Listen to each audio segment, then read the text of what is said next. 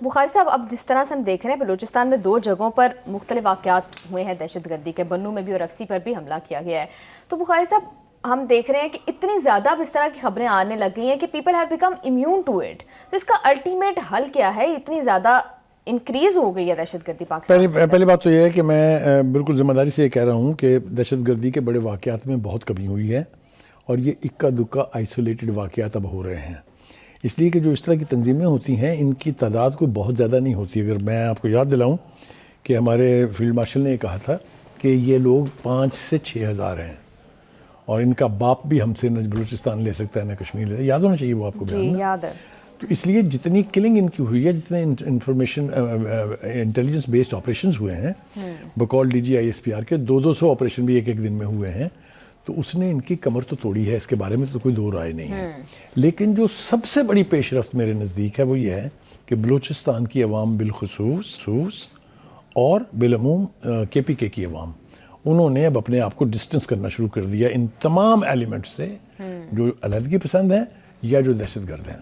یہ میں سمجھتا ہوں کہ اس حکومت کی کوششوں کا نتیجہ کہہ لیجئے، خود ریئلائزیشن کہ وہ لوگ اب مظلوم بچوں، بیویوں، عورتوں کو بھی چھوڑ نہیں رہے ہیں، اس کا نتیجہ کہہ لیجئے، یا ان کے ویک ہونے کا نتیجہ کہہ لیجئے کہ اب ریٹ آف دا اسٹیٹ جو ہے مجھے لگتا ہے کہ پرویل ہونے کا وقت جو ہے وہ بہت قریب ہے. اس طرح کے ایکشنز اور آپریشنز اگر اور ہوتے رہے تو یقینی طور پر وہ دور مجھے بہت زیادہ دور نہیں لگتا کہ پاکستانی عوام سکھ کی سانس لے سکیں گے. وہ اس کی بنیادی وجہ یہ ہے کہ ہمارے چیف کی طرف سے جس طرح سے ریئیکٹ کیا گیا، جس طرح سے ہماری فوج کے جوانوں نے اپنی جانوں کے نذرانے پیش کر کے ان کی کمر توڑی ہے، تو مجھے لگتا ہے کہ وہ جو میسج جس کی ہم بات کرتے ہیں کہ فوج کی طرف سے قوم کو یہی میسج آ رہا ہے کہ سو جاؤ عزیزوں کے فصیلوں پہ ہر ایک سمت، ہم لوگ ابھی زندہ و بیدار کھڑے ہیں. کیا بات ہے. تو جب تک فوج دفاع کے لیے موجود ہے، پاکستان کی عوام کو کسی چیز کی فکر نہیں ہونی چاہیے. بالکل بخاری صاحب، وہ جو ایک بیانیہ بنایا جاتا تھا ناراض بلوچ کا اور انسرجنسی کا الزام لگایا جاتا تھا بلوچوں کے اوپر اکثر، اس کو کتنا ذوق پہنچا ہے؟ میرے خیال سے بہت ذوق اس لیے پہنچا ہے کہ علیحدگی پسندوں کی تنظیموں کا جو حال ہے اس وقت، چاہے وہ بی ایل اے ہے، چاہے وہ بی ایف اے ہے، چاہے وہ جو بھی ہیں، اسی طرح سے جو کے پی کے اندر جو تنظیمیں برسر پیکار تھیں ویکن ہوئی ہیں، ان کی کمر ٹوٹی ہے.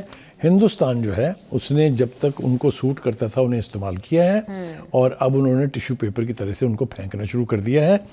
اس فیٹ کا ادراک نہیں تھا ان تنظیموں کو کہ دشمن کے ہاتھ میں اگر آپ ٹول بنیں گے تو اس کی ایک مدت ہے، یہ اس وقت تک ہے جب تک اس کا انٹرسٹ ہے. یہی حال افغانوں کا ہونے جا رہا ہے. کابل جس طریقے سے طالبان کی قیادت جا کے انڈیا کی گود میں بیٹھی ہے، جس طرح وہ اب اجیت ڈوبل کو اپنا اوتار مانتے ہیں، یہ بھی بہت شارٹ لیوڈ ہے. بہت زیادہ ٹائم نہیں لگے گا کہ they will also realize کہ it was a mistake. India بالکل ریلائبل نہیں ہے. بالکل بخاری صاحب ٹھیک کہہ رہے ہیں. Thank you so much analysis.